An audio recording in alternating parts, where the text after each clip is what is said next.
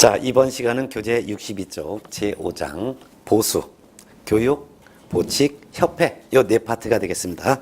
자, 62페이지부터 볼게요. 보수부터 볼게요. 개업 공인중개사의 보수가 있습니다. 개업 공인중개사가 중개업을 하는 목적은 보수를 받기 위해서 중개업을 하죠. 보수는 두 종류의 보수가 있습니다. 하나는 중개보수, 또 하나는 실비. 이 두 가지를 개공의 보수라고 합니다. 그 중에서 중개보수라는 것은 개공이 중개 대상물, 즉 부동산에 대해서 중개를 하다가 중개를 완성시켜줘요. 즉 거래 계약을 체결시켜줘요. 이에 대한 대가를 중개보수라고 하고, 이 중개보수는 거래 당사자로부터 각각 받습니다.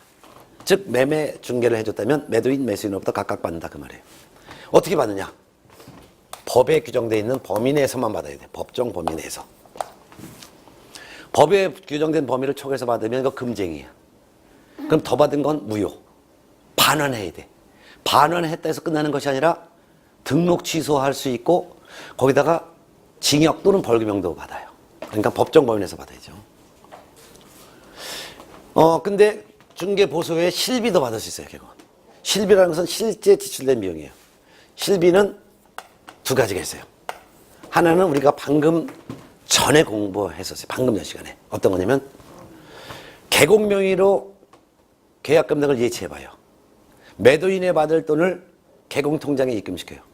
그런 경우 개공이 통장에 있는 돈을 빼갖고 도망가는 불상사가 있단 말이에요. 이런 걸 막기 위해서 개공 통장에 매도인의 돈을 보관할 때는 그 보관하는 돈만큼의 보증을 별도로 설정해야죠. 이게 바로 계약금 등을 예치 관리하는데 소요되는 비용이라고 해요. 이게 바로 만약 개공명의로 4억 원을 매도인의 돈을 보관한다면 4억만큼의 보험을 가입하느냐고 납부한 보험료 있죠. 이런 예치 관리 비용을 매수인 일방에게만 청구할 수 있는 거예요. 또 하나 실비가 있는데, 개공이 매도인의 물건을 매수인에게 설명하려면 매도인의 이 중개 대상물을 조사하고 확인해야죠. 매도인의 물건을 조사 확인해야지만 설명하죠. 개공은 자기 물건을 설명하는 게 아니라 매도인의 물건을 설명하는 거잖아요. 그럼 물건 설명하려면 매도인의 물건을 조사해야지. 진짜 소유자가 맞는지 등기부터 해봐야죠. 면적, 몇 제곱미터인지 이런 거 확인해봐야죠. 그럼 물건 조사하려면 등기부, 토지대장 발급 비용 들어가잖아요. 이런 비용을 매도인에게 청구할 수 있는 거예요. 왜 그러냐? 만일 개공 없이 매도인과 매수인 직접 매매 계약을 한다고 생각해봐요. 그럼 매수인은 자기가 구입하고자 하는 매도인의 물건에 궁금한 점을 누구한테 물어봐야 돼? 개공이 없이 매도인과 매수인 직접 거래한다면 매수인은 물건의 궁금증을 누구한테 물어봐요? 매도인에게 물어보지. 근데 중간에 개공이 끼어들어서 중개한다면 매수인이 자기가 궁금한 점에 대해서 매도인에게 물어보면 매도인은 뭐라고 할까? 나한테 묻지 말고 개공한테 물어봐 하겠죠. 그러면 개공은 매도인을 대신해서 물건을 설명한단 말이에요. 그럼 매도인을 대신해서 설명하려면 매도인의 부동산 조사해야죠. 등기부 떼어봐야죠. 이런 비용을 매도인에게 청구할 수 있다 이거죠. 자, 근데 이것도 어떻게 받냐? 법정 범위 내에서 받아야 돼요. 그럼 법정 범위가 뭐냐? 이거를 공부하겠다 그 말이에요. 이해됐어요? 네. 자, 그래서 보수의 종류가 있는데, 보수는 중개보수와 실비를 말한다. 중개보수, 실비 이렇게 돼 있어요. 그럼 이 보수를 받는데 중개보수를 언제 받느냐? 이 중개보수를 언제 받느냐? 중개보수 받는 시기는 언제 받느냐? 매도인, 매수인, 개공과 거래 당사자가 약정하는 거예요. 언제 보수를 지급할지는 어떻게 한다고요? 약정으로 정한다. 약정했으면 약정에 따른 건데 약정을 하지 않을 수도 있죠. 그럴 때는 거래대금 지급이 완료된 날로 합니다. 그래서 니은번 중개보수 지급 시기는 개공과 의뢰인 간의 약정에 따르되 약정이 없을 때는 중개대상물의 거래대금 지급이 완료된 날로 한다. 거래대금 지급이 완료된 날인 것은 결국 언제를 말하는 거예요? 그렇죠. 잔금 지급일자에 보수를 지급한다. 이렇게 보면 되겠죠. 자, 그럼 그 중에서 이제 중개보수부터 먼저 보는 거예요. 중개보수부터 봅니다. 자, 중개보수. 그럼 중개보수는 부동산이라는 물건에 대한 중개를 완성해 준 대가이기 때문에 중개가 완성이 되고 그 다음에 거래 당사자와 개공이 언제 지급할지 약속했으면 약속한 날짜를 받고 약속하지 않았으면 잔금 지급하는 날짜에 중개보수를 지급받는데 중개보수 지급할 때 어떻게 받냐? 중개보수는 계산해서 받아요. 계산을 어떻게 하느냐? 계산은 거래 금액에 요율을 곱하는 거예요. 몇 퍼센트일지 요율. 이 요율이 공인중개사법에 규정되어 있단 말이에요. 이걸 법정요율이라고 해요. 그러면 거래 금액에다가 법에 규정되어 있는 몇 퍼센트 받을지 요율을 곱하면 산출액이 나와요. 얼마인지. 산출액이 나오는데 산출액을 매도인, 매수인, 거래 당사자로부터 각각 받아요. 임대차 거래를 하면 임대인, 임차인으로부터 각각 받아요. 근데 만일 산출액이 얼만데 법에 여기까지만 인정합니다 이렇게 한도액이 정해졌다면 또는 개공과 의뢰인이 얼마를 받기로 합의를 했다면 서로 다를 수가 있죠. 계산된 금액과 법에서 여기까지만 받으라고 정해진 경우와 얼마로 받기로 합의한 금액이 서로 다를 수가 있죠. 그럴 때는 그중에서 가장 적은 금액을 거래 당사자로부터 각각 받게 된다 이거예요. 그럼 거래 금액이 뭐냐? 거래는 매매 거래, 교환 거래, 임대차 거래 여러 가지가 있죠. 그러면 거래가 만일 매매라면 매매 금액이 거래 금액이 되는 거예요. 아파트 5억 원의 매매 거래를 성사시켰다 그러면 거래 금액은 5억 원이 된다 이거예요. 그렇죠? 네. 근데 매매 중에서 분양권 매매를 해주는 경우가 있어요. 분양권 한 번에도 팔고 사봤죠? 예.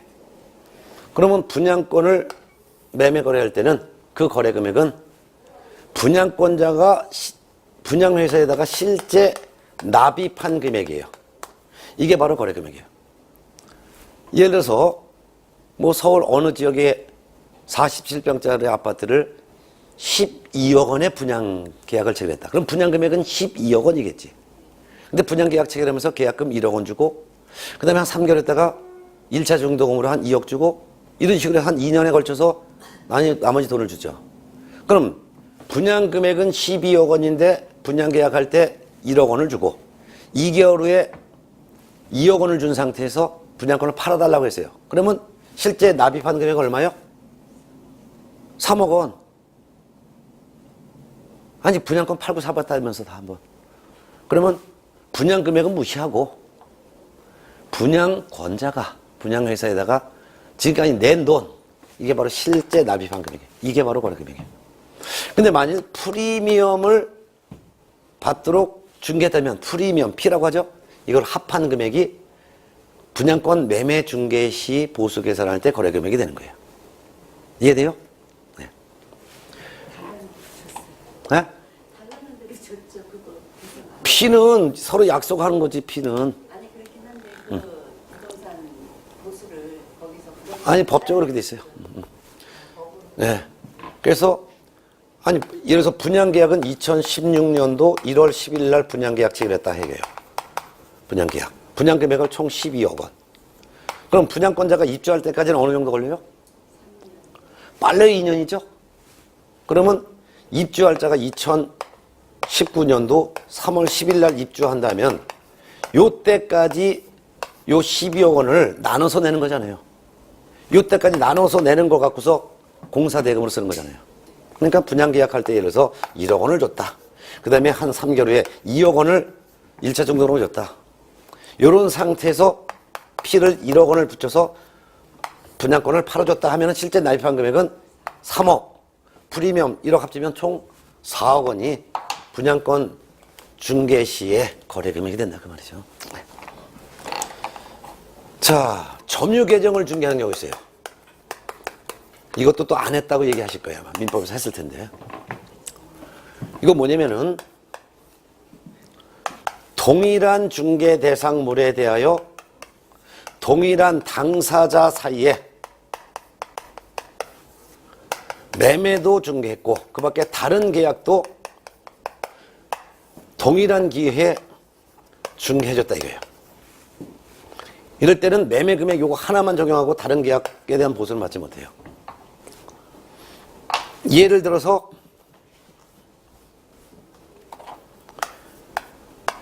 A라고 하는 매도인과 B라고 하는 매수인 사이에 만약 10억 원의 아파트 매매를 성사시켜줬어요. 1월 10일 날. 근데 이 매도인 자기가 판 이 아파트를 매수인으로부터 다시 1월 10일 날 그날 매매 계약하면서 동시에 임대차하여 다시 거주하기로 하는 임대차 계약을 체결했다 이거예요. 그럼 이 주택 아파트 요거 하나를 10억 원에 팔면서 다시 빌려서 쓰기로 하는 계약을 같이 했다면은 매매 계약과 임대차 계약이 같이 이루어진 거죠. 그럼 A는 소유권을 B에게 매수인에게 넘겨줄 때까지도 점유하고 있죠. 이때 왜 어떻게 점유하고 있는 거예요? 점유의 이유가 뭐예요? 아니 소유권이 있기 때문에 점유하고 있는 거지. 그럼 등기를 넘겨줬어요. 이전 등기 해줬단 말이에요. 하더라도 얘는 임차에서 계속 거주하죠. 근데도 불구하고 소유권을 넘겨줬는데도 불구하고 A가 계속 점유하잖아요. 왜 계속 점유하고 있어요? 임차했기 때문에 임차권에 기해서 계속 점유하고 있죠. 이같이 소유권을 넘겨줬음에도 불구하고 다른 권한에 기해서 계속 점유하는 것을 점유의 일을 점유의 방법, 점유의 이유를 바꿔서 계속 점유한다 해서 이를 제가 붙인 게 아니라 민법의 우리나라 최고 1인자 누구요? 이종근 선생이 점유 개정이라는 거예요. 이것도 우리나라 민법에서 규정하고 있는 거예요. 제가 만든 용어가 아니라 민법에서 이렇게 규정하고 있는 거예요. 그렇죠? 이런 경우에 매매 보수 이거 하나만 거래 금액으로 보고 임대차에 대한 보수는 받지 못한다 이거예요. 그래서 뭐 7억 원의 임대차 계약 중개해졌다 하더라도 이건 필요 없고 매매 보수 요거 10억 원 요게 하나 거래 금액이 된다 이거죠. 자, 그 다음에 동그라미 2번 교환 계약이 있어요. 교환을 중개했네. 교환은 바꾸는 거예요. 이때는 교환 대상물 중 큰 중개 대상물의 금액이 거래 금액이 되는 거예요. 그래서 A가 주택 5억짜리 갖고 있다. B는 3억짜리 토지를 갖고 있다. 바꾸는 거죠. 이게 교환이란 말이에요. 이거 개공갑이 중개다 이거예요. 큰 금액 5억 원이 바로 거래 금액이 되는 거예요. 그럼 5억짜리 부동산을 주면서 3억짜리 부동산을 받을 바보가 없죠. 서로 두 부동산의 금액이 서로 차이라면 금액이 적은 부동산을 주는 사람은 여기다가 돈을 보태준단 말이에요. 2억 원을 더 보태준단 말이에요. 이 보태주는 금액을 민법에서 보충금이라고 한 거예요. 그래야지만 맞바꾸겠죠? 그렇지만 큰 금액 요거 하나가 바로 거래 금액이 된다 이거죠. 그 다음에 임대차. 월세가 있는 임대차 같은 경우가 좀 문제가 돼요. 임대차인 경우 그냥 보증금만 있으면 보증금이 거래 금액이에요. 근데 월세가 있는 임대차인 경우에는 월세를 월차임이라고 돼요. 월세 곱하기 100. 거기에 보증금을 더한 금액이 거래 금액이 된다 이거예요. 근데 이와 같은 방법으로 산정한 금액이 5천만 원을 포함하여 5천만 원 이상이면 이게 바로 거래 금액이 되는 건데 이와 같은 방법으로 산정한 금액이 만일 5천만 원 미만이라면 이때는 다시 계산해요. 어떻게? 월세 곱하기 70. 거기에 보증금을 더한 금액이 바로 거래 금액이 된다 이거예요. 네. 예를 들어볼까요? 만일 월세가 30만 원이야. 임대차 기간이 3년이야. 보증금이 2천만 원이야. 이런 주택이나 상가를 임대차 중개했다. 거래 금액이 얼마냐면 월세 30만 원 곱하기 100을 해요. 30만 원 곱하기 100 하면 얼마요? 3천만 원. 30만 원에다 동그라미 두 개 하면 3천만 원이지. 거기다 보증금 2천만 원을 더하면 얼마가 돼요? 5천만 원. 그럼 5천만 원은 5천만 원 이상에 해당되죠? 이 5천만 원이 거래금이라 이게요. 근데 만일 월세가 만일 기간을 무시해버린 거예요. 월세가 만일 20만 원이라 가정해봐요. 월세 20만 원 곱하기 100 하면 얼마 나와요? 2천. 거기다 보증금 2천 더하면 얼마 나와요? 4천만 원. 4천만 원은 5천만 원 미만이죠? 그럼 이 4천만 원이 거래금액이 아니라 월세 20만 원 곱하기 70을 한다 이게요. 그럼 27이 14, 1,400만 원. 거기다 보증금 2천만 원이라면 이걸 더하면 얼마가 나와요? 네? 3,400만 원. 3,400만 원이 거래 금액이 된다 이거죠. 이거죠. 네. 자, 그다음에 이제 법정 유효를 곱하는 거예요. 거래 금액에다가. 네. 이 책에 다 나와 있어요. 예. 이거 모를 일은 없겠죠? 이렇게 뭐 써가면서 했으니까. 예, 통상적으로 쓰지 않고 그냥 말로 해도 다 하시는 건데, 그러니까 기초 과정이니까 쓰는 거예요. 예. 자, 근데 이번엔 이제 거기다 요율을 곱하는 거예요. 요율을 곱하는데 법에 규정되어 있단 말이에요. 근데 공인중개사법에서는 요율이 둘로 나눠졌어요. 이 법에 규정되어 있는 요율이 둘로 나눴다 이게 법정률을. 어떻게 나눴냐? 개공이 중개한 물건이 어떤 물건이냐? 주택을 중개했느냐? 주택이 아닌 물건을 중개했느냐? 둘로 나눠놨어요. 주택이 아닌 물건을 외자 붙였어요. 주택하면 주거용 건물을 말하죠? 근데 주택은 허공에 있는 게 아니라 땅 위에 있죠? 주택 밑에 있는 이런 땅을 주택의 부속 토지라고 해요. 주택과 부속 토지를 중개했느냐? 주택 외의 물건을 중개했냐? 주택 외니까 주택과 부속 토지를 제외한 나머지, 그러니까 나머지니까 일반적인 토지도 여기에 해당돼. 농지, 임야, 농지, 임야. 빨개 벗겨진 토지를 뭐라고요? 나대지. 빈 공지. 그 다음에 주택을 뺀 나머지 건물, 상가, 공장, 오피스텔. 오피스텔은 주거용이건 업무용이건 상관없이 오피스텔은 이거는 주택이 아닌 거예요. 업무시설로 돼 있어요. 임목, 공장재단, 광업재단 이런 것들이 전부 다 주택외가 되겠죠. 그래서 주택이냐 주택외냐 이렇게 나눠야 돼요. 그런데 공인중개사법에 대한 법정 요율은 주택에 대한 중개 보수는 국토교통부령이 정하고 있는데 국토교통부령이 정하는 범위 안에서 개공의 사무소가 소재하는 시도 조례로 정한다 했어요. 시라는 것은 특별시, 광역시, 도라는 것은 일반도, 제주도, 조례로 정한다.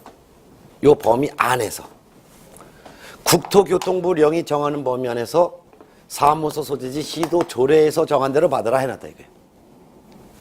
국토교통부령에 규정되어 있는 범위를 봤더니 국토교통부령에서는 매매나 교환을 중개했을 때는 1,000분의 9, 즉 0.9 거래금액의 0.9% 범위 내에서 매매 교환을 제외한 나머지 임대차, 전세권 등을 중개했을 때는 거래금액의 0.8, 즉 1,000분의 8 범위 내에서 받으셔야 합니다. 해놓고 자세한 내용은 요 범위 안에서 개공의 사무소가 소재하는 시도 조례로 정하니 요 범위 안에서 정한 시도 조례에 따라 받으십시오 해놨단 말이에요. 그러니까 주택을 중개했을 때 거래금액이 몇 퍼센트를 받을지는 각 지역마다 다 다르다는 거예요. 서울에서 중개업을 하는 개공은 서울특별시 조례에서 정한 대로 받아야 되는 것이고, 부산광역시에서 중개업을 하는 사람은 부산광역시 조례에서 정한 대로 받아야 되는 것이고, 경기도에서 중개업을 하시는 분은 경기도 조례에서 정한 대로 받아야 되는 것이고, 강원도에서 중개업을 하시는 분은 강원도 조례에서 정한 대로 받아야 되는 것이고, 제주도에서 중개업을 하시는 분은 제주도 조례에서 정한 대로 받는다 이거예요. 이와 같은 특별시조례, 광역시조례, 도, 제주도 조례는 전부 다 이 범위 안에서 정해졌기 때문에 이 범위를 초과하지 않는다 이거예요. 이 범위 안에서 각 지역마다 각자 자기들 편하게로 정한다 이거예요. 그러니까 전국이 다 다르다는 거예요. 그래서 주택을 중개했을 때 몇 퍼센트 받느냐 하면은 그건 모르는 거지. 개공의 사무소가 어디예요? 서울인데요. 안 그러면 서울특별시 조례 찾아보세요. 이런 거예요. 네. 특히 개업공인중개사의 사무소에는 보수표가 걸려있는데 그 보수표는 그 개공의 사무소 소재지, 서울이면 서울시 조례표를 걸어놓는 것이고, 부산이면 부산광역시 조례에서 정한 보수표를 걸어놓는 것이고, 경기도라면 경기도 조례에서 정한 보수표를 게시하는 거예요. 그래서 다 지역마다 다른 거죠. 근데 주택 외의 중개 대상물을 중개했을 때 보수는 국토교통부령으로 정한다 해놨어요. 국토교통부령. 이거는 조례 자체가 없어요. 지역 조례가 아니고 그냥 국토교통부령으로 정하는데 국토교통부령을 봤더니 국토교통부령에서는 개업 공인중개사가 주택이 아닌 물건을 중개했을 때 보수를 둘로 나눠놨어요. 하나는 오피스텔인데 주택의 물건이 이렇게 많잖아요. 그래서 오피스텔 중에서도 면적이 85제곱미터 이하인 오피스텔로서 상수도, 하수도가 다 설치되어 있고 상수는 물 먹는 거, 하수는 밑에 빠지는 거. 전용 입식 부엌도 있어야 돼. 수세식의 화장실도 있어야 돼. 목욕 시설도 다 갖춰야 돼. 요 같은 것이 완벽하게 다 갖춰져 있는 85제곱미터 이하의 오피스텔이냐 아니냐 둘로 나눠 되게요. 85제곱미터 이하의 오피스텔 85제곱미터는 몇 평 정도 돼요? 여러분들 뭐 기본적으로 등기법 그런 거 다 배우셨을 텐데 1제곱미터라는 것은 정사각형 한 변의 길이가 1m죠. 그래 안 그래요? 1m 된 게 바로 1제곱미터고 1제곱미터는 약 1제곱미터는 0.3평 정도 되죠? 그래 안 그래요? 그럼 85제곱미터면은 85 곱하기 0.3을 하면은 3, 8이 24, 3, 5, 15, 25.5평이잖아요. 이게 85제곱미터잖아. 그래 안 그래요? 네. 그래서 85제곱미터 이하인 면적이 상하수도 시설 다 갖춰져 있고 부엌, 화장실, 목욕시설 다 갖춰져 있는 오피스텔이라면 이것도 매매나 교환을 중개했을 때는 일방으로부터는 0.5, 즉 거래금액의 1,000분의 5 범위 내에서 개공과 의뢰인이 서로 협의해서 결정하시고 이러한 오피스텔에서 임대차, 전세권 등을 중개했을 때는 일방으로부터는 거래금액 1,000분의 4, 즉 1,000분의 4가 0.4% 범위 내에서 개공과 의뢰인이 서로 결정을 하십시오 이렇게 해놨다 이거예요. 그 외에 나머지 주택이 아닌 물건 나머지는 전부 다가 매매건 교환이건 임대차건 전세권이건 전국이 다 동일하게 거래금액 1,000분의 9, 즉 0.9% 범위 내에서 개공과 의뢰인이 서로 협의해서 결정하라 이렇게 해놓는다 이거죠. 이거는 이제 외우고 있어야지만 이 틀을 외우고 있어야지만 정리가 되는 거지. 지금 외우지 않다 하더라도 아 틀이 이렇게 되는구나는 알고 있어야죠. 그러면은 여러분이 개공인데 중개를 완성해 시켰어요. 그럼 가장 먼저 어떤 물건을 중개해 줬냐 이렇게 보는 거예요. 주택을 중개해 줬네. 아 그래요. 그럼 몇 퍼센트 받습니까 했더니 그 사무소 소재지 조례를 봐야 합니다 이렇게 되는 것이고 주택이 아닌 물건이래요. 그럼 주택이 아닌 물건이면 오피스텔인데 85제곱미터 이하의 오피스텔인데 이런 걸 다 갖추느냐 아니냐 이걸 보는 거예요.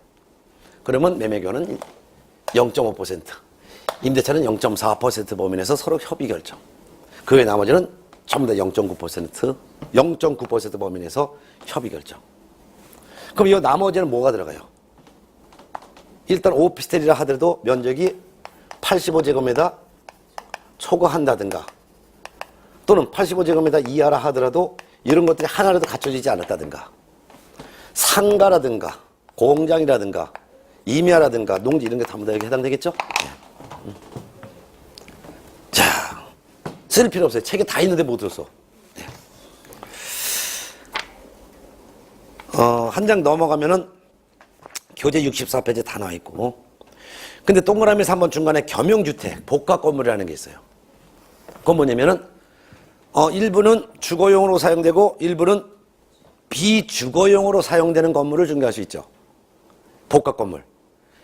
이제 근린상가 같은 경우 여기 보면 여기 해당되어 있죠. 근린생활.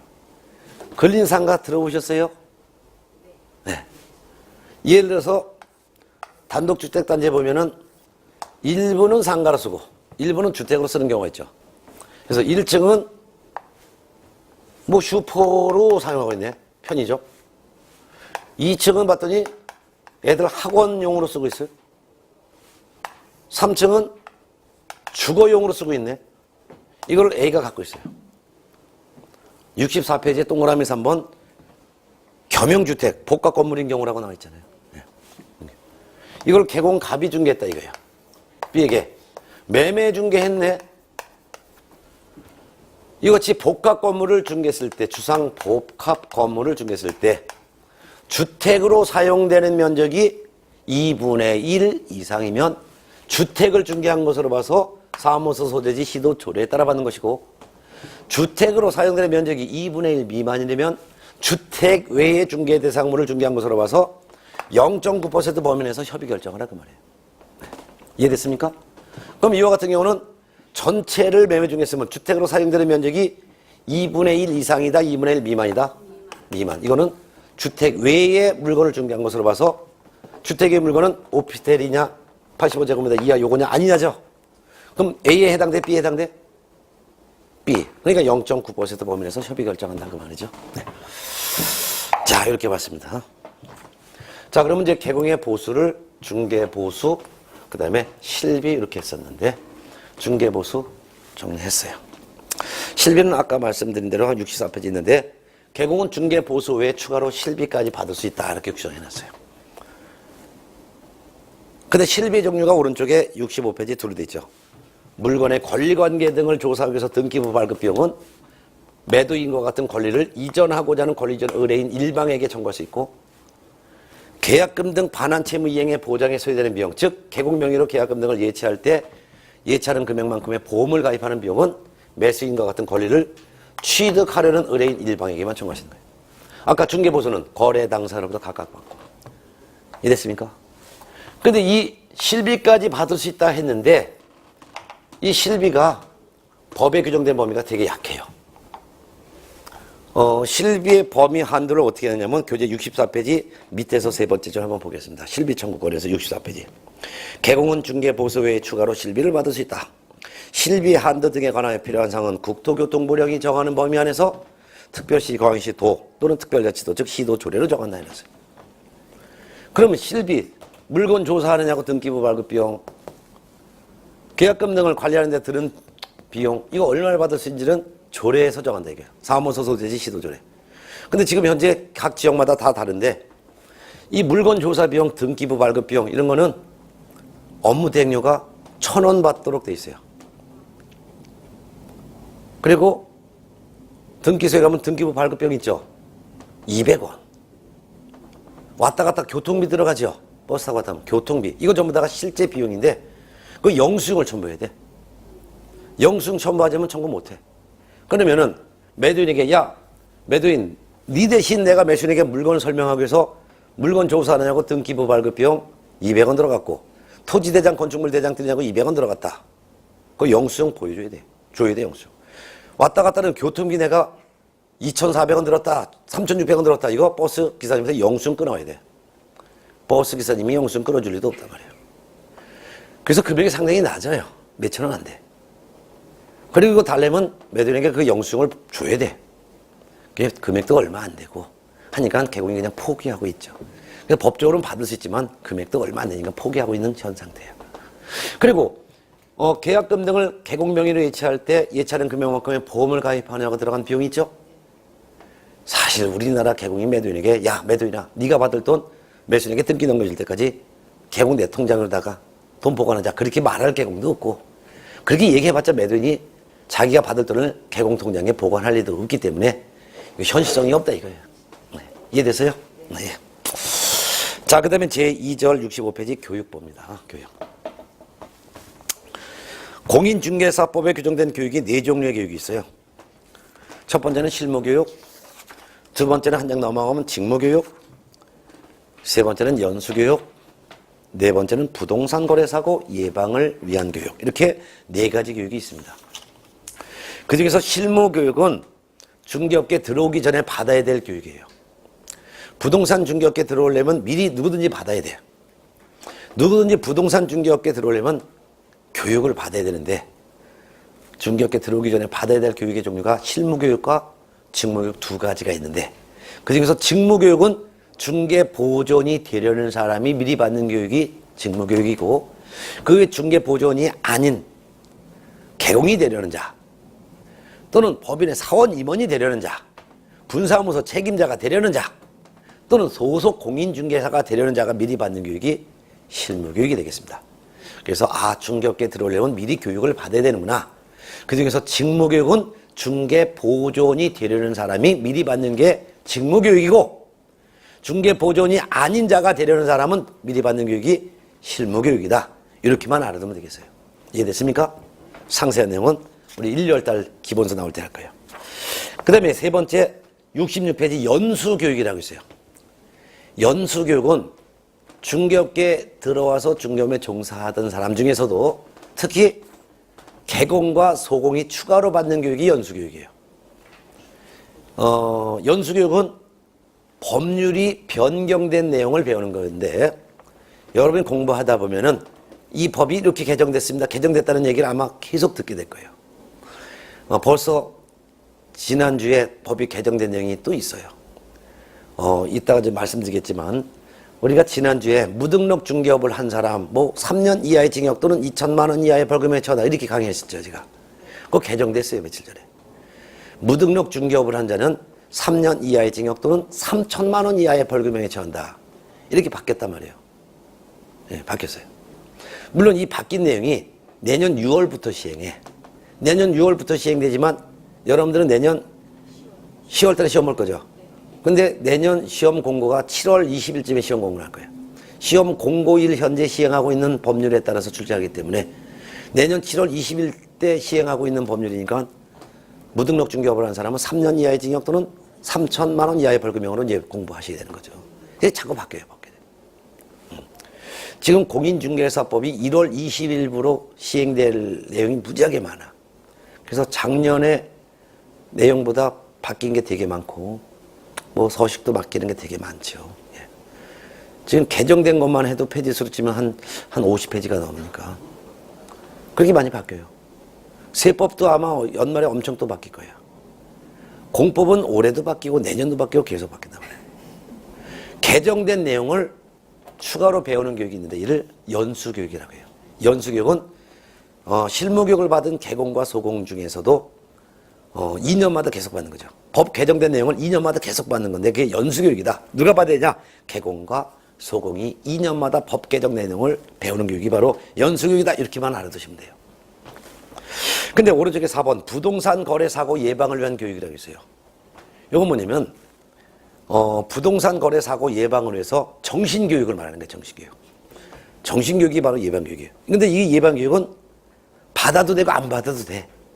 안 받아도 되는 교육이에요. 그러니까 예방교육은 받아도 되고 안 받아도 되는 교육이다. 네, 이렇게 보면 되겠습니다. 자, 한 장 남아서 보칙을 보겠습니다. 68페이지 보칙. 그 중에서 업무위탁이라고 있는데요. 업무위탁이라는 것은 국가가 할 일을 다른 기관에 하청 주는 거예요. 그래서 업무위탁하면 업무하청 이렇게 이해하는 게 낫죠. 국가가 할 일을 다른 기관에 하청 줄 수 있는 업무위탁은 두 가지가 있어요.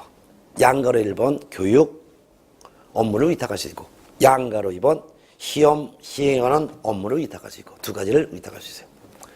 본래 교육, 실무교육 등은 시도지사가 실시하는 게 원칙이에요. 근데 시도지사가 바빠. 그래서 시도지사가 실무교육을 받으러 오는 사람, 시도지사가 직접 실무교육을 실시하지 않고 다른 기관에 하청줘요. 니들이 대신 실무교육 시키고 교육받으러 오는 사람한테 교육비 받는 것은 니들이 대신 받으라 하는 거예요. 실무교육 아까 중개업계 들어오면 미리 받는 교육 중에서 직무교육은 보존이 되려면 미리 받는 교육이죠. 직무교육 받으려도 한 3만 원 내야 돼. 5점만 배우거든요. 한 3, 4시간. 근데도 교육비 3만 원 내야 돼. 실무교육은 중개보존이 아닌 다른 자가 되고자 하는 사람이 미리 받는 게 실무교육이죠. 그건 나흘간 받아. 나흘간 받는데 교육비 공짜냐. 그거 12만 원이야. 싼 편이지, 12만 원이면. 네. 우리나라에서 제일 교육비가 저렴한 데가, 네, 그렇죠. 네. 지금부터 10몇 년 전에도 중학교, 고등학교에도 저녁에 2시간 반 학원 보내는 것도 한 달에 50만 원이야. 네? 근데 우리나라 특히 여자분들, 가정주부님들은 자기가 받는 거는 되게 아까워. 자식한테 쓰는 거는 안 아깝고. 그래서 자식이 이렇게만 해서 뭐 명문대학을 간다면, 예를 들면 명지대학이라든가 뭐 광원대 이렇게 명문대학이 있잖아요. 서울에 있는 명문대학교 보낸다면 그냥 100만 원 들여서도 학원 보내지. 근데 자기가 발전하기 위해서는 쓰질 않아. 그러니까 본래 그랬어요. 죽을 때까지 투자하는데 아끼질 말라 그랬거든. 특히 여자는 가꾸는데, 그리고 개발하는데, 자기 개발하는데. 근데 자기 개발하는 데는 아껴. 가꾸는 것도 아껴. 그럼 맨날 그냥 그렇게 사는 거야. 근데 가꾸는 것도 아끼지 않고 개발하는 것도 아끼지 않으면 좀 더 확 더 번창하는 거지. 그쵸? 네. 자, 그래서 실무교육 3일 반을 배우는데 12만 원 내는 거예요. 그럼 교육받으러 가려면 교육비 내야 되는 거예요. 근데 교육 업무를 시도지사가 하청 주는 거예요. 어디 하청 주느냐? 부동산학과가 개설되어 있는 대학. 우리나라 지금 한 27개 정도가 될 거예요. 한성대, 뭐 건국대, 뭐 서일대, 강남대, 뭐 명지대 이런 데가 부동산학과가 개설되어 있어요. 부동산학과가 개설된 대학에다가 니들이 대신 실무교육 시키고 교육비는 니들이 대신 받아라. 또는 협회에 위탁할 수 있어요. 협회라는 것은 개공등이 만든 친목단체. 또는 공기업이나 또는 준정부 기관에 하청될 수 있죠. 공기업이라는 것은 국영기업체를 말하고 공사가 여기에 해당되죠. 한국토지주택공사와 같은 공사가 공기업이에요. 준정부 기관이라는 것은 공기업에 준하는 것은 공기업이라고 하고 준정부 기관은 것은 정부기관에 준한다는 거예요. 그게 바로 공단체를 말하는 거죠. 준정부기관 공단체. 예를 들면 법률구조공단, 한국산업인력관리공단 이런 데가 바로 준정부기관이죠. 이런 데다가 니들이 대신 교육시키고 교육비는 니들이 대신 받아라 이렇게 하청 줄 수도 있다 이거죠.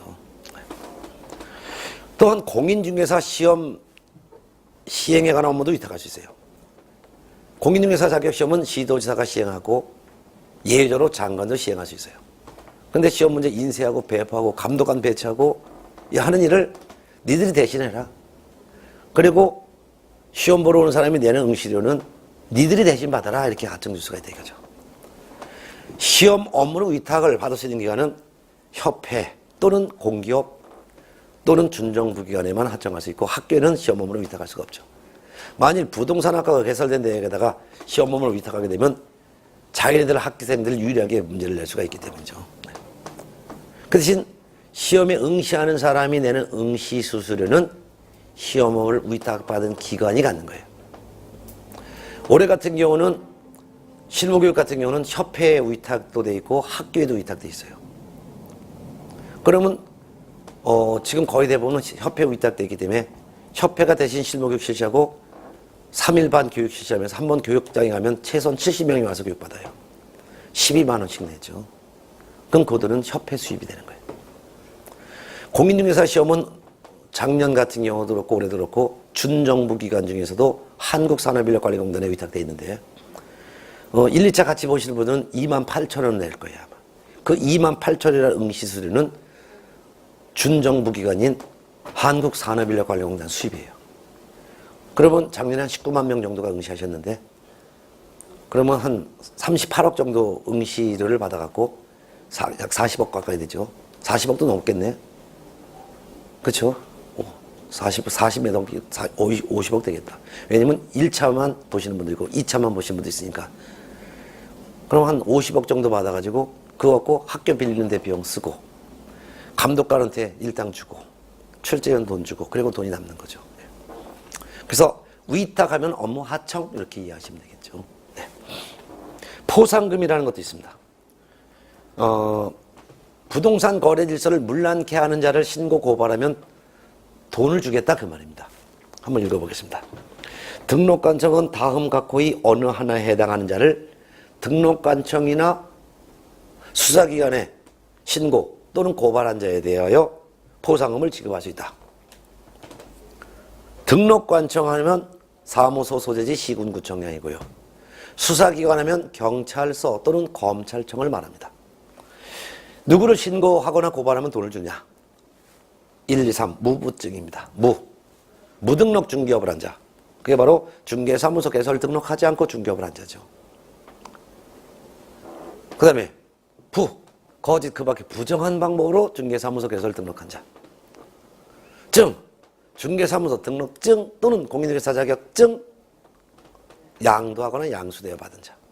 이런 사람을 등록관청에 가서 신고하거나 수사기관에서 고발하면 보상금 등록관청이 주겠다 이게요.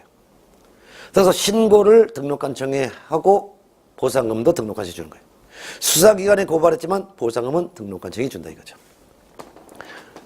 근데 오른쪽에 보상금 지급 조건 및 지급액이 있어요. 신고 고발했다고 무조건 주느냐? 아니에요. 이미 발각돼가지고 처벌을 하는 법원에서 판결 때리고 있는 이 사람 무등록 중개업 됐대요 라고 신고 고발하면 안 되겠지. 그래서 신고 고발 대상자가 행정기관에 의해 발각되기 전에 신고 고발해야 되지. 발각되기 전에 신고 고발해야 돼. 또한 신고 고발한 사건에 대해서 검사가 공소 제기하거나 기소유예 결정을 하여야지만 지급해. 공소 제기란 말은 재판에 회부했다는 거예요. 누가? 검사가. 왜? 조사해봤더니 혐의가 있다 이거예요. 그래서 법원에 재판을 해서 처벌을 요구하는 행위를 공소제기라고 해요. 공소제기를 줄여서는 기소라고도 하죠. 또는 혐의가 있는데 죄를 입증시킬 자신이 없어. 그럴 때는 재판에 회부하는 것을 잠시 보류해요. 이를 기소유예 결정이라고 합니다. 따라서 신고 고발 대상자가 행정기관에서 발각되기 전에 등록관청에 가서 신고하거나 수사기관에 고발해야 되고, 또한 신고 고발한 이런 사람에 대해서 검사가 공소 제기하거나 기소유예 결정을 한 경우에 한해서만 보상금을 준다 이게. 지급액은 얼마냐? 50만 원이야. 한 건당. 한 건 신고할 때마다 50만 원 준다.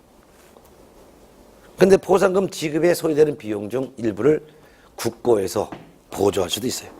즉 한 건당 25만 원 범위 내에서 보조할 수 있죠. 포상금 지급 절차가 있어요. 포상금을 받고자 하는 사람은 등록관청에 포상금을 달라는 지급 신청서를 내요. 등록관청에 신고를 했건 수사기관에 고발했건 별도로 등록관청에 가서 포상금 달라는 지급 신청서를 별도로 또 내야 된다 그 말이에요. 그럼 포상금 지급 신청서를 제출받은 등록관청은 수사기관인 검사에다가 조회해보는 거예요. 검사가 공소를 제기했거나 기소유예 결정을 했거나 둘 중에 하나를 했는지를 확인해보는 거예요. 확인해봤더니 검사가 공소 제기 또는 기소유예 결정 중에 하나라도 했다면 보상금을 주겠다는 결정을 하고, 결정했으면 한 달 내에 50만 원을 보상금을 지급해야 된다 그 말입니다. 근데 동그라미 3번, 등록관청은 하나의 사건에 대해서 2인 이상이 공동으로 신고 고발했으면 50만 원을 균등하게 배분하여 지급합니다. 예를 들면 이 사람이 무등록 중개업을 한 사람이래요 라는 사실을 A, B, C, D 5명이 같이 공동 신고했다면 50만 원을 똑같이 10만 원씩 나눠준다 그 말이에요. 분발해준다 이거예요. 균등 배분. 다만 보상금을 지급받을 자가 배분 방법에 관하여 미리 합의해서 신청했다면 합의한 대로 지급하죠. 예를 들면 이 사람이 무등록 중개업세요 라는 사실을 A, B, C, D 5명이 공동 신고하면서 나중에 보상금 지급 신청서를 나중에 별도로 낼 때는 A에게 40만 원 주고 나머지 B, C, D, E 나머지 4사람은 2만 5천 원씩 나눠주세요 라고 합의했다면 합의한 대로 지급한다 이거예요. 근데 동그라미 4번, 등록관청은 하나의 사건에 대해서 2건 이상의 신고 고발이 접수됐다면 최초로 신고 고발한 자에게만 50만 원을 지급합니다. 즉 이 사람이 무등록 중개업을 했대요 라는 사실을 A라는 사람이 신고하고 며칠 있다 B도 또 신고했다면 A에게만 50만 원 준다 그 말이죠. 그 밑에 3번 행정수수료라는 말이 있어요. 이거는 납부하는 수수료예요. 납부하는 수수료 중에서는 지방자치단체 조례에서 얼마 내세요 이렇게 결정하는 수수료를 납부하는 경우가 있죠. 예를 들면 박스 1번 공인중개사 시험에 응시하는 사람은 시도 조례에서 얼마 내세요 라고 정한 금액을 내야 되는 것이고, 다만 공인중개사 시험 업무를 다른 기관에 위탁할 수 있죠. 그럼 업무를 위탁받은 한국산업인력관리공단이 업무를 위탁한 시도지사의 사전 승인을 얻어서 얼마 내세요라고 결정하는 수수료를 납부하게 됩니다. 근데 국토교통부 장관이 직접 시험을 시행할 수도 있어요. 근데 국토교통부 장관이 직접 시험을 시행할 때는 국토교통부 장관이 얼마 내세요라고 결정한 수수료를 내야죠. 그래서 본래 공인중개사 시험은 시도지사가 시행하는 것이기 때문에 시도지사가 시행하는 시험에 응시하는 사람은 응시수를 낼 때 얼마를 낼지는 시도조례에서 정한 수를 낸다 그 말이고, 근데 국토교통부 장관이 직접 시험을 시행할 때는 국토교통부 장관이 얼마 내세요라고 결정한 수를 내야 된다. 근데 다만 시험 업무를 위탁을 했으면 업무를 위탁 받은 사람이 얼마 내세요라고 결정한 수를 낸다 이렇게 이해하시죠. 두 번째, 공인중개사 자격증을 다시 달라고 재교부 시정할 때도 시도조례에서 얼마 내세요라고 정한 수를 내야 되고, 3번 중개사무소 개설 등록을 신청할 때도 중개사무소가 있는 시군구 조례에서 얼마 내세요라고 정한 수수료를 내야 되고, 4번 등록증을 잃어버려서 다시 달라고 할 때도 사무소 소재지 시군구 조례에서 얼마 내세요라고 정한 수수료를 내야 되는 것이고, 분사무소 설치 신고할 때도 주된 사무소 시군구 조례에서 얼마 내세요라고 정한 수수료를 내야 되는 것이며, 6번째 신고필증을 잃어버려서 다시 재교부 신청할 때도 주된 사무소 시군구 조례에서 정한 얼마 내세요라고 정한 수수료를 내야 된다 이거죠. 특히 양가로 2번, 아까 업무 위탁을 했다면 업무를 위탁 받은 사람이 돈 생기는 거죠. 그렇기 때문에 시험 업무 등을 위탁했다면 업무를 위탁 받은 자가 위탁한 자의 승인을 얻어서 얼마 내세요 라고 정한 수를 내는 거예요. 그러니까 여러분들이 내년에 공인중개사 시험 볼 때 공인중개사 시험 응시수를 내는데 시도지사가 시행하지만 시험 업무를 한국산업인력관리공단에 위탁을 했다면 응시수수료 얼마 낼지는 한국산업인력관리공단이 결정을 하는데, 다만 결정하기 전에 먼저 시험 업무를 위탁한 시도지사가 얼마 범위 안에서 받으라고 승인해주면 그 범위 안에서 업무를 위탁받은 한국산업인력관리공단이 결정한 수수료를 응시수수료로 내야만 응시할 수 있다 그 말이 되겠습니다. 네, 마지막 협회가 있는데요. 협회는 개업공인중개사의 친목단체가 되거든요. 요 협회는 우리가 다음 시간에 할 거예요.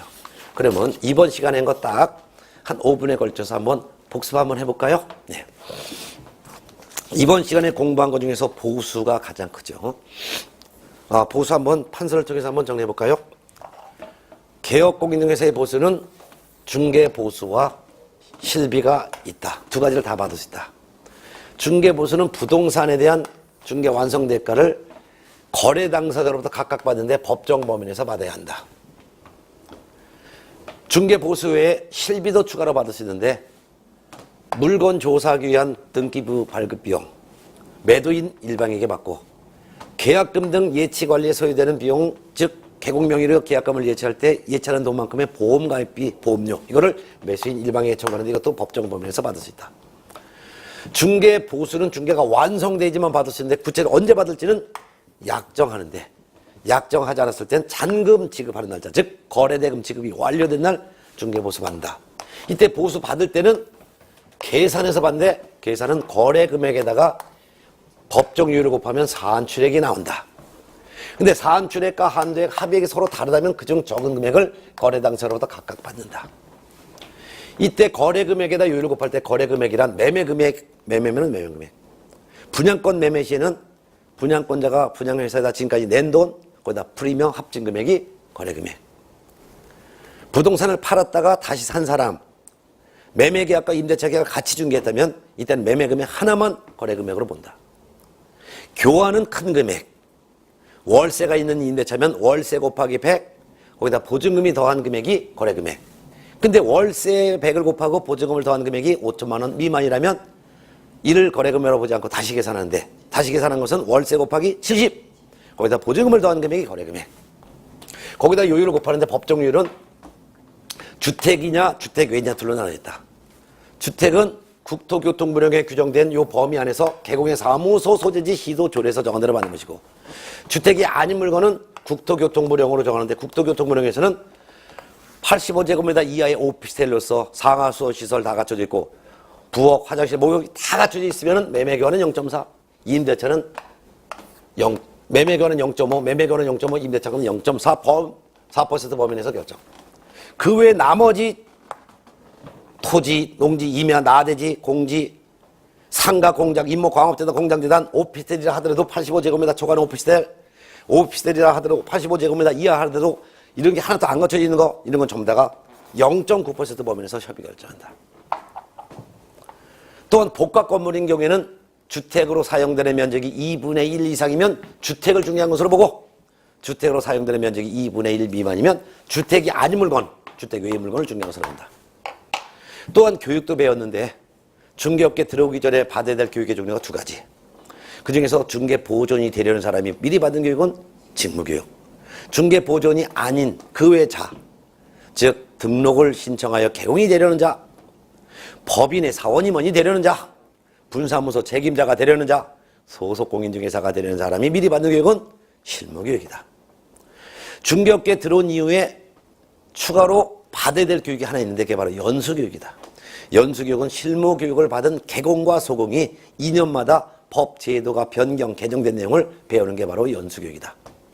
물론 부동산 거래 사고 예방을 위한 교육이라는 것도 있지만 이거는 받지 않아도 상관이 없는 것이다.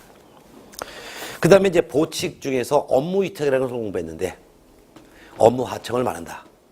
지금 현재 교육 업무는 시도지사가 다른 기관에 하청할 수 있는데 하청받을 수 있는 기관은 대학, 협회, 공기업, 준정부 기관이 교육 업무를 대신 위탁받아서 대신 실시하고 교육비를 받을 수 있다. 공인중개사 시험 업무는 시험 시행기관장인 시도지사 또는 국토교통부 장관이 하청 줄 수 있는데 하청을 받을 수 있는 기관은 협회, 공기업, 준정부 기관.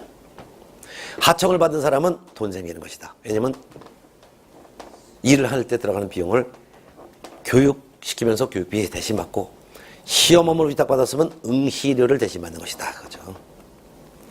또한 포상금도 배웠는데요. 세 사람에 해당하는 사람을 신고 또는 고발하면 등록관청이 보상금을 준다. 무부증이다. 무등록 중개업을 한 자, 부정한 방법으로 등록한 자, 등록증 또는 자격증을 양도하거나 양수받은 자를 등록관청에 가서 신고하건 수사기관에 고발하건 등록관청이 50만 원을 준다. 다만 신고 고발 대상자가 행정기관에 의해 발각되기 전에 신고 고발을 해야 되고 검사가 이 자에 대해서 공소제기 또는 기소유예 결정을 해야만 준다. 얼마 주냐? 50만 원. 근데 혼자 신고했으면 그 사람한테 50만 원 주는 건데 하나의 사건에 대해서 2인 이상이 공동신고하면 50만 원을 균등해서 배분한다. 다만 보상금을 받을 자가 배분액에 대해서 합의했으면 합의한 대로 준다. 근데 하나의 사건에 대해서 2건 이상의 신고 고발이 접수되면 최초 신고 고발자에게만 준다. 또한 행정수수료도 공부했습니다. 지자체 조례에서 정하는 수수료를 내는 경우도 있고 장관이 결정하는 수수료를 내는 경우도 있고 업무를 위탁받은 기관이 결정하는 수수료를 내는 경우도 있다. 조례에서 정하는 수수료는 시험에 응시하려는 자, 자격증 재교부 신청을 하는 자, 등록 신청하려는 자, 등록증 재교부 신청하려는 자, 분사무소 설치 신고하려는 자, 신고필증 재교부 신청하려는 사람은 조례에서 정하는 돈을 내는 것이다. 근데 시험 업무를 국토교통부 장관이 직접 공인중개사 시험을 장관 직접 시험할 때는 응시 수수료는 국토교통부 장관이 결정을 하고 장관이 시행하는 시험에 응시하려는 사람은 장관이 결정한 수수료를 내야 되는 거다. 업무를 위탁했다면 업무를 위탁받은 자가 위탁한 자가 승인해주면 그 승인해준 범위 내에서 위탁받은 자가 결정해서 수수료를 결정한다. 그러면 업무를 위탁받은 자가 위탁한 자의 승인을 얻어서 결정한 수수료를 납부를 해야 되는 경우도 있다. 이렇게 보면 되겠죠. 네. 다음 시간은 70페이지에 있는 제4절 협회, 그 다음에 72페이지 감독상 명령 행정처분 벌칙, 여기까지 오늘 마지막 시간에 이어도록 하겠습니다. 자, 그럼 다음 시간에 뵐까요?